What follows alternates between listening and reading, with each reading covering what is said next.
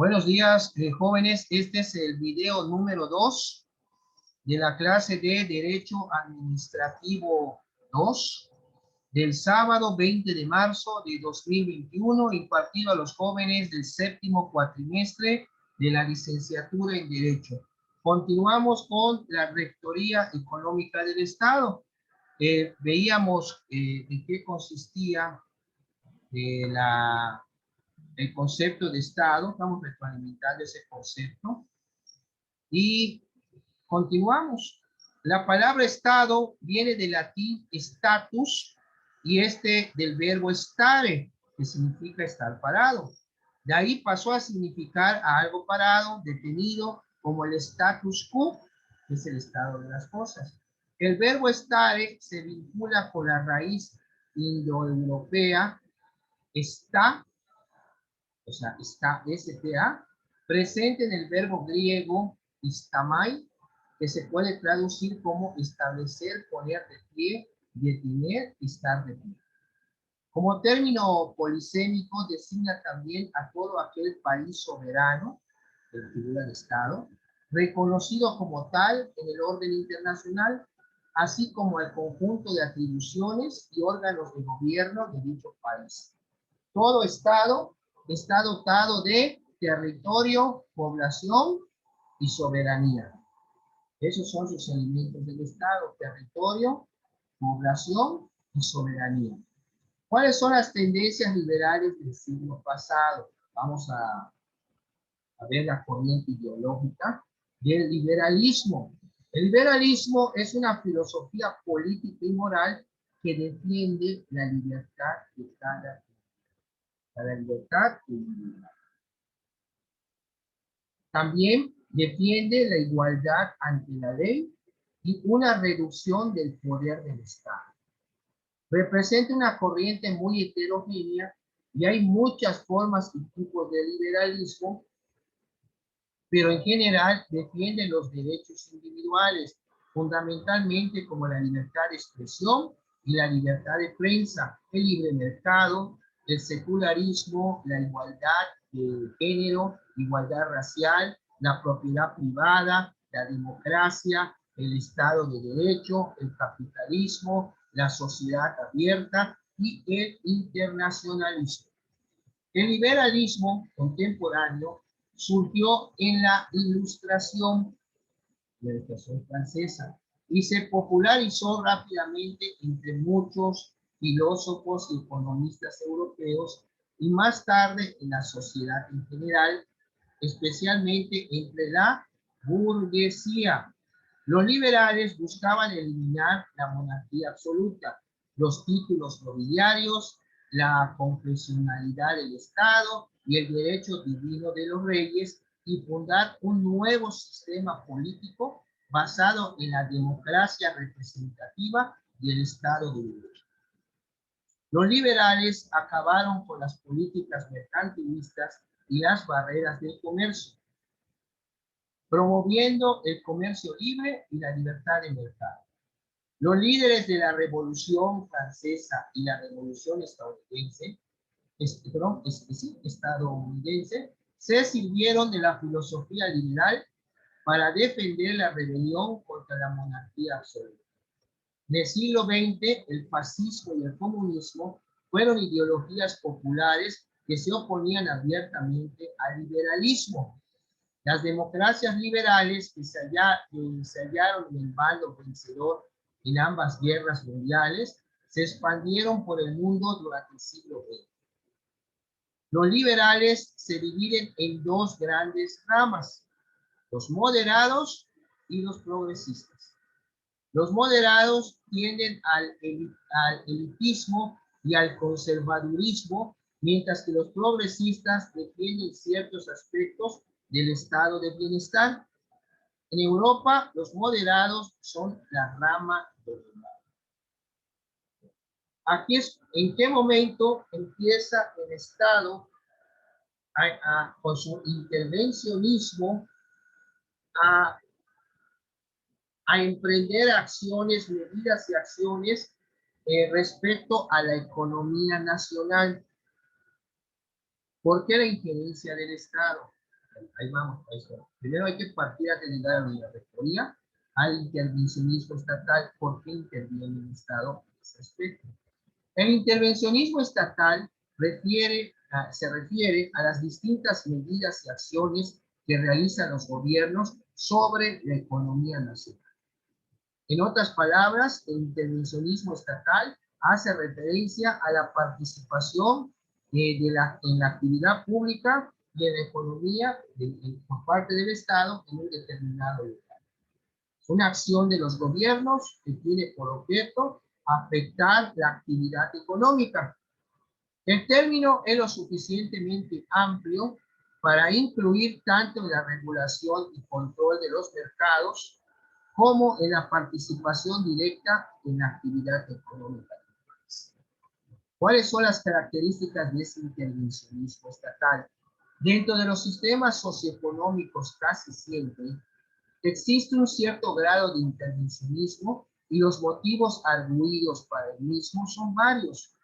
El Estado dice que es para corregir los efectos de posibles fallos de mercado y desigualdades que el Estado no quiere que sean controlados por un mecanismo de mercado.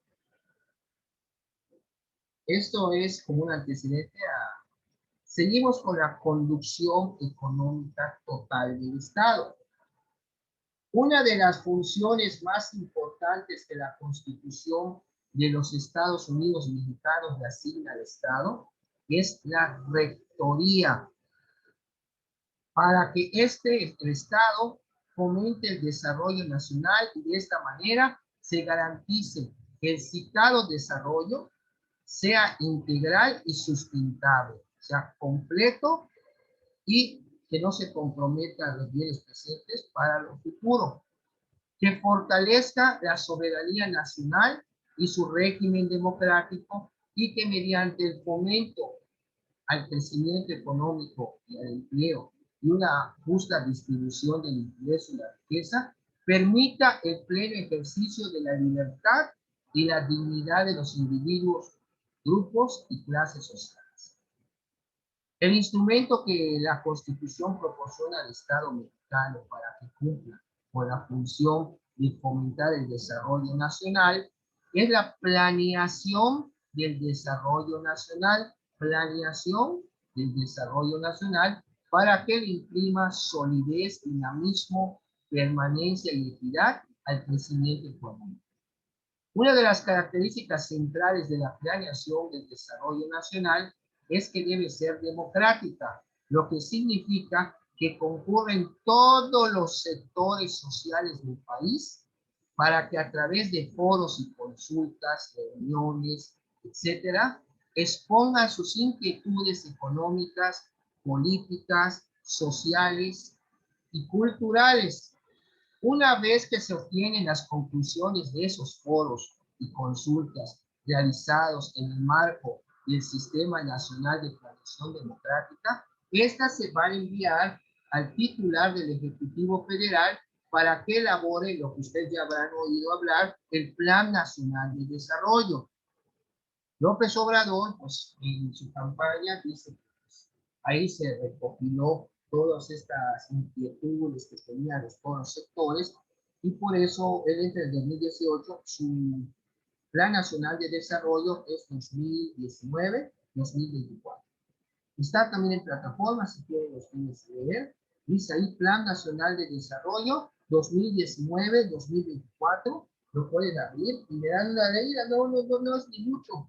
Para que vean todo lo que se supone que los diversos sectores que conforman la sociedad están pidiendo y son sus inquietudes. Entre eso, lógicamente, que vamos a encontrar seguridad. Y eso que todavía había también el problema de la salud por cuanto a había el dinero, pero hacían cada barbaridad. Acuérdense de los niños que vacunaban con agua. Para dar este tratamiento de cáncer, los vacunaban con agua. ¿Cómo va a ser posible eso? Y ahora cuando recortan el gasto de esta nueva administración, entra la pandemia. Entonces, si fíjense el aspecto, la pandemia, perdón, el aspecto de salud. tanto salud física como salud mental. Porque sí es cierto, la bendición de que no te hayas contagiado, pero el hecho de estar cuidando mucho, no sabes, ¿no? Provoca cierto desgaste mental por el miedo, no que miedo que te pueda contagiar, miedo que te puedas afectar, miedo que te puedas. Entonces, eso te tiene como muy a la defensiva y te estás cuidando, digo, ¿no? ¿Verdad? Porque pues, no quieres que se afecte tu salud física. De la salud mental, sí, las noticias, pues, en la época de la pandemia no escuchaban noticias buenas, sobre todo lo que estaba pasando en el mundo, el caos, no se veía ni siquiera una luz al final del túnel de las vacunas. En las vacunas empezó a ver por ahí de agosto, septiembre, que iban a empezar, que estaban en fase 1, fase 2. Y bueno, este año yo quiero pensar de que pues, está entre lo que es la pandemia y los pandemia. Si se están vacunando ya la gente, esto a la larga debe haber resultados. Bajen el número de contagios, el número de fallecidos y podamos ir hacia allá. Pero esto agarró de rebote a la economía. La afectó, pues tenemos que cerrar por cuestiones de seguridad contra esta pandemia.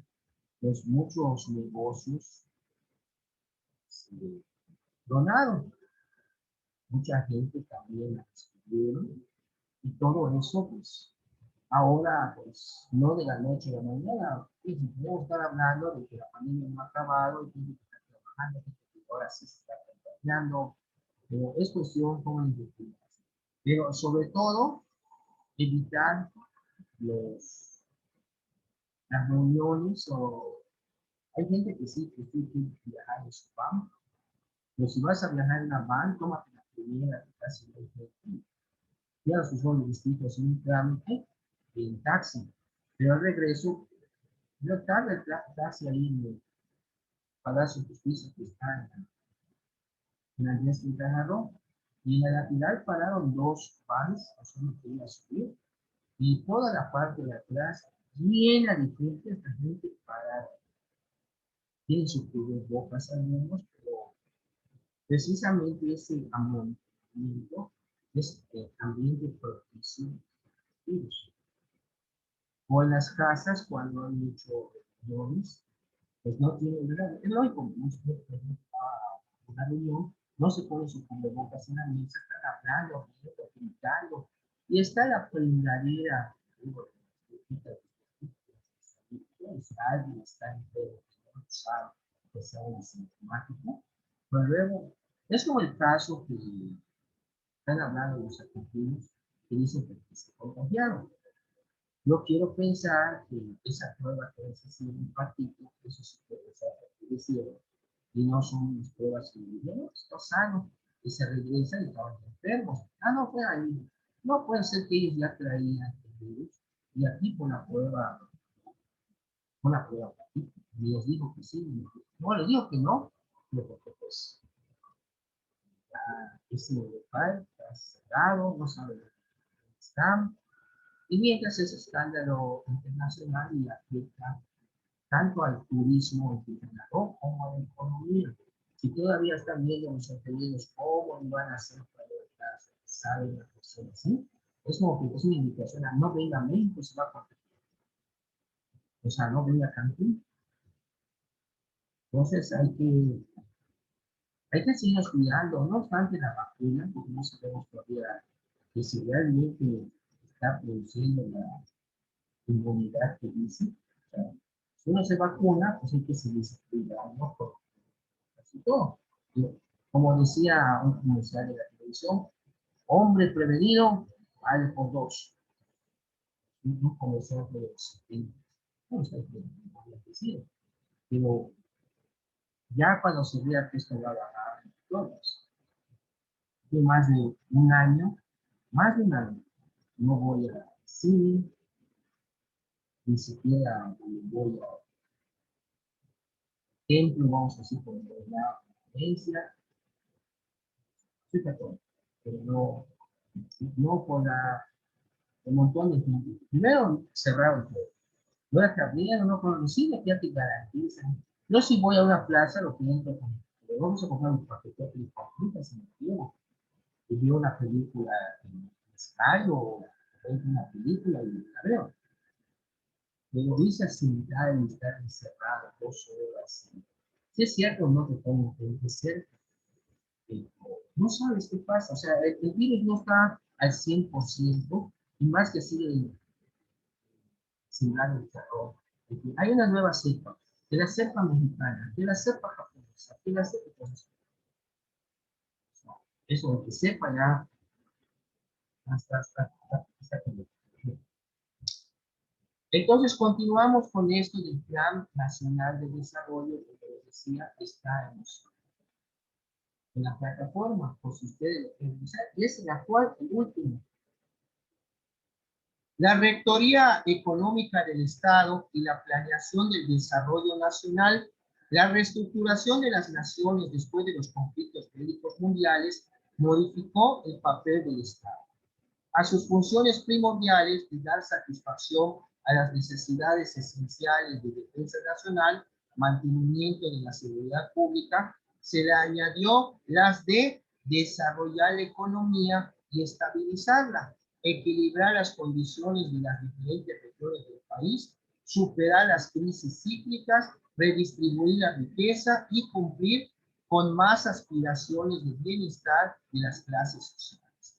En suma, el Estado se responsabilizó de planear, conducir, coordinar y orientar la actividad económica nacional y se hizo cargo de la estrategia global del desarrollo económico y social.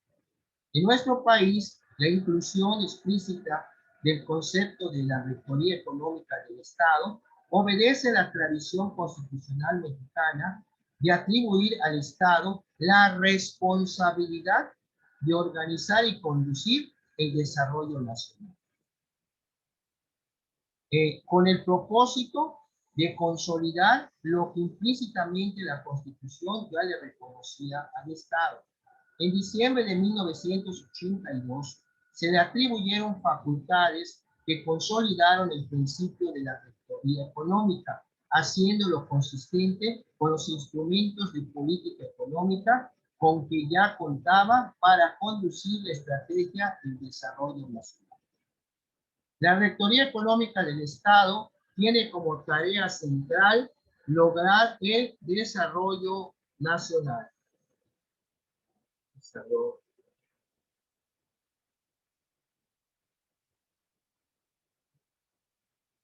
A partir de la Revolución Mexicana, se atribuyó expresamente al Estado la facultad de proporcionar e impulsar el desarrollo nacional como medio indispensable para integrar a la nación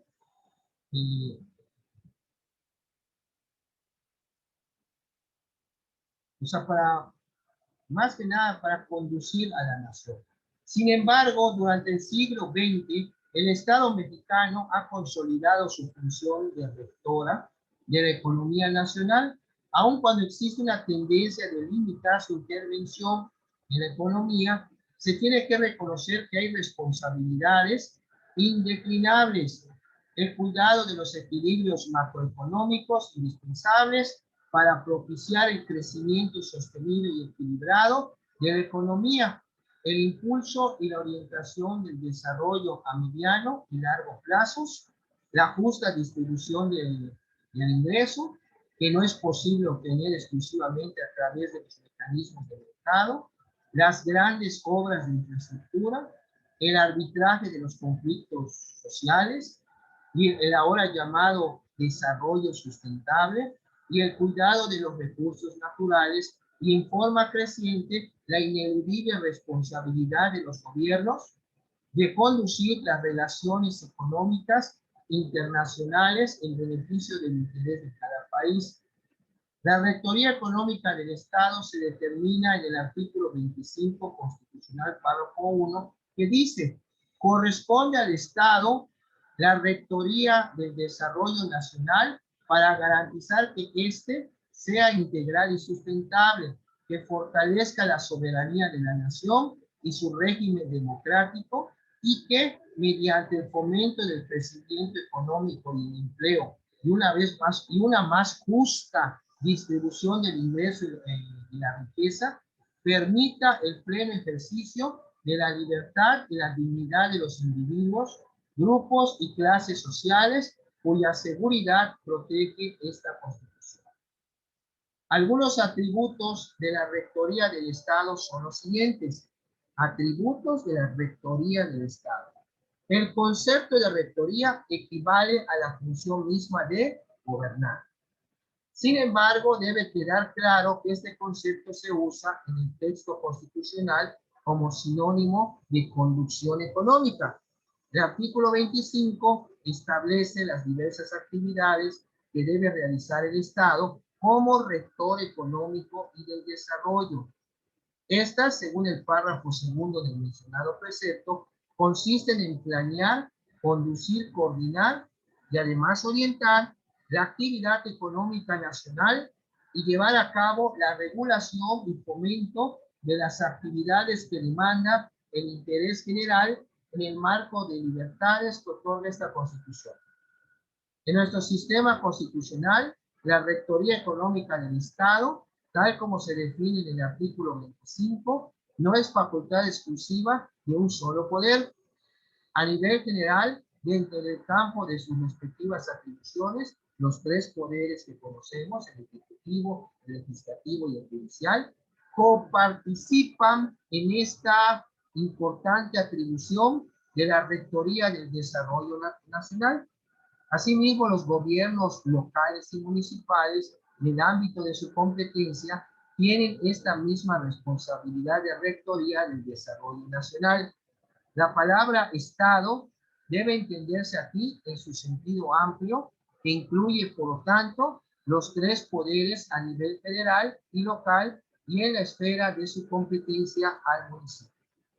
Se ejerce la rectoría del desarrollo nacional a legislar, ejecutar o administrar y además juzgar. Y el sistema de economía mixta y la rectoría de Estado. ¿Qué es la economía mixta? La economía mixta es un sistema de organización económica en el que se combina la actuación del sector privado con la del sector público, que actúa como regulador y corrector del primero. En la economía mixta se hace referencia a un sistema económico. Se combina la actuación del sector privado con el sector público. El papel del Estado se limita a corregir los fallos de mercado. Es una mezcla entre socialismo y capitalismo. Bueno, este sistema de economía mixta recibe diversos nombres. Tenemos como la economía neoliberal, economía social de mercado, economía de mercado con planificación indicativa, economía socialista de mercado, economía concurrencial, economía de mercado administrativo y, más jurídicamente, Estado social de derecho, capitalismo reglamentario. Esto fue lo que es la Rectoría del Estado. ¿Hay alguna pregunta, jóvenes? Carlos, Roberto, Guillermo y Marta.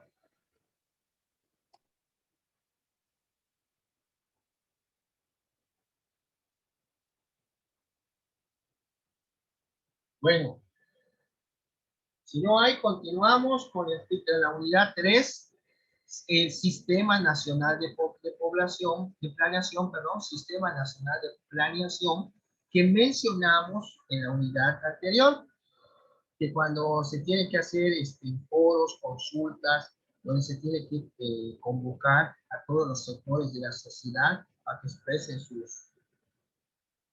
sus inquietudes sobre los temas que les preocupen, y todo eso, todas esas inquietudes se recogen y se envían al presidente para que elabore el Plan Nacional de Desarrollo. Por eso se dice que este sistema nacional es democrático porque comprende la opinión de todos los sectores.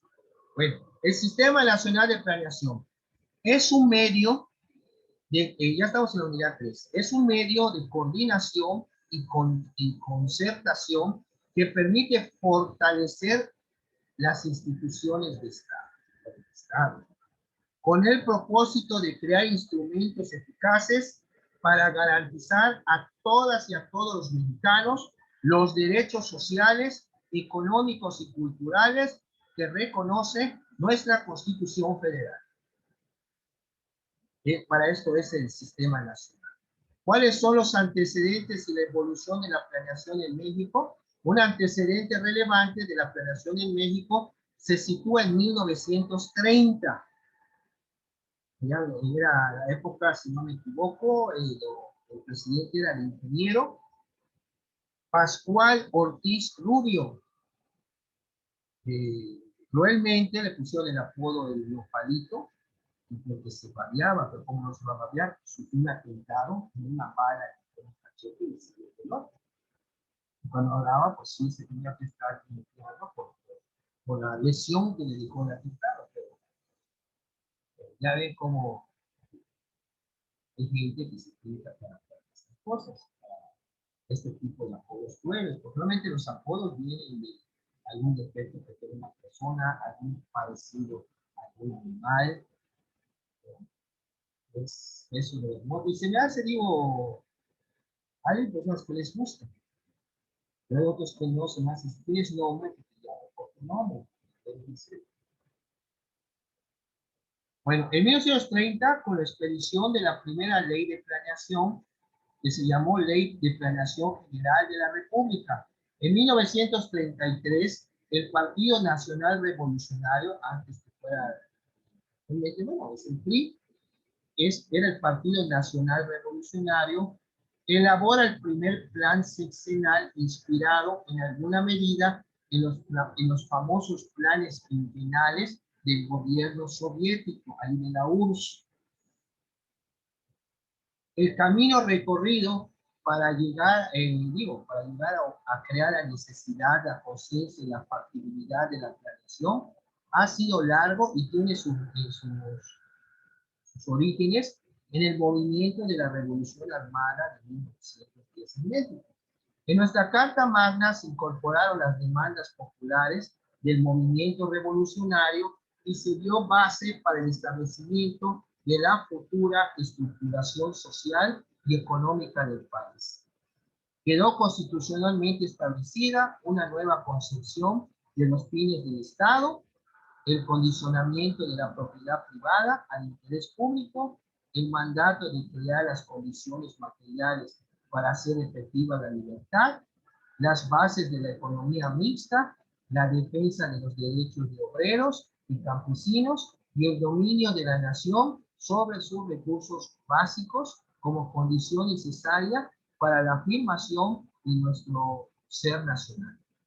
Nuestra Constitución es a la vez historia, ley y plan. Cuando hablamos de la necesidad de la planeación, recogemos aspiraciones plasmadas en la Constitución y que se expresan incipientemente en la primera ley de planeación. Esto es lo que se está refiriendo. El Partido de la Revolución Mexicana, que fue el antecedente ya, cambió dos veces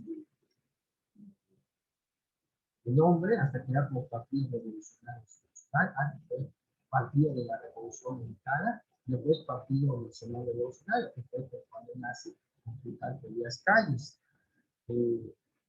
El Partido de la Revolución Mexicana elaboró el segundo plan sexenal, que si bien representó algunos avances conceptuales en las técnicas de planeación, tuvo generalmente escasa operatividad por las circunstancias económicas generadas por la Segunda Guerra Mundial.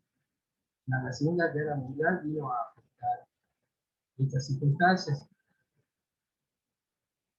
En el periodo de Luis Echeverría se registraron avances significativos en el establecimiento de unidades de programación sectorial en las diferentes dependencias del gobierno federal para propiciar el enfoque participativo en la planeación del sector público federal. En 1975, el Partido Revolucionario Institucional elaboró el Plan Básico de Gobierno que coadyuvó a fortalecer el proceso de planeación al sistematizar sus bases políticas y articular las demandas populares. Hoy, bajo la dirección del presidente, bueno, vamos a decir, en aquel entonces, ahorita mencionando a López Portillo, este dato es antiguo. La tarea de planeación adquiere la mayor relevancia y se ha convertido en un estilo de gobierno. Tan es así que podemos decir que el día de hoy, nuestro actual gobierno ya tiene también elaborado el suyo, 2019-2024, como les dije, que les invito a que lo lean en la plataforma del documento. Bueno, entonces, seguimos con este tema. Hace nos quedan 6 minutos de este corte. ¿Cuáles son los fines de la planeación? Bueno, a través del tiempo, nuestro país se ha dado cuenta de lo importante y preferente que debe ser la planeación dentro de un sistema de acciones que permita tener cuantificados tiempos y estrategias para promover y desarrollar las actividades pertinentes para conseguir un desarrollo y crecimiento en todos los ámbitos, tanto en economía como en la política o cualquier otro. Ante esta preocupación surgen alternativas tales como el Sistema Nacional de Planeación Democrática. Esta herramienta hoy en día de vital importancia para entender las preferencias y puntos de vista de las diversas voces de nuestro país en cuanto a temáticas relacionadas con la democracia. Tiene su origen durante el gobierno del licenciado José López Portillo y Pacheco, tras la aplicación de la encuesta realizada por el Instituto de Estudios Políticos del PRI, en coordinación con la campaña presidencial del licenciado Miguel de la Madrid Hurtado y su eslogan Renovación Moral, que incluía diversos cambios en las estructuras políticas y administrativas nacionales. Tras dicha encuesta surge el Plan Nacional de Desarrollo, consagrado en el artículo 26 de nuestra Carta Magna, instaurándose legalmente la necesidad e importancia de la planeación en México y con ello dando un paso en pro de los adelantos administrativos y tecnológicos que tanta falta hacían al país en aquella época. Por otra parte, dentro de los objetivos del Plan de Desarrollo Nacional para 1985, se encontraba el de establecer el Sistema Nacional de Planeación Democrática para que en conjunto el Estado y la sociedad civil decidan cuál será el camino a seguir para obtener los objetivos políticos, económicos y sociales del proyecto nacional. Más tarde, en la campaña del licenciado Carlos Salinas de Gortari, se retoma el Sistema Nacional de Planeación Democrática y por primera vez se incluyeron foros de consulta entre la población y expertos analistas en temas democráticos. Para este momento, nuestro país contaba ya con un reconocido método para la toma de decisiones en cuanto a temas políticos específicamente democráticos. Por otra parte, y es de importancia decirlo, el Sistema Nacional de Planeación Democrática está entrelazado con el Plan Nacional de Desarrollo, lo que, bueno, no ha estado, como bien se ha puntualizado antes, desde la elaboración del Plan Nacional de Desarrollo de 1985, que por su parte se encarga de precisar los objetivos nacionales. Estos en pro del desarrollo integral y además sustentable del país, referidos también a las actividades económicas, sociales y culturales del mismo, integrado por programas sectoriales, institucionales, regionales y especiales, desarrollados donde en las dependencias e entidades de la administración pública. Bueno, en tanto y como un sistema que se compone de diversos pasos y métodos para la consecución de sus fines, el Sistema Nacional de Planeación Democrática requiere de una formulación de estrategias y además también de políticas que invoquen los fines y metas propuestas en pro de la democracia nacional. Requiere además de una instrumentación, de un control y evidentemente de una fase de evaluación, todas ellas desarrolladas como más adelante van a poder ustedes encontrar en la síntesis de esta semana. ¿Cómo funciona el Sistema Nacional de Planeación Democrática? De acuerdo con la ley de planeación, el capítulo 3 dice, participación social en la planeación.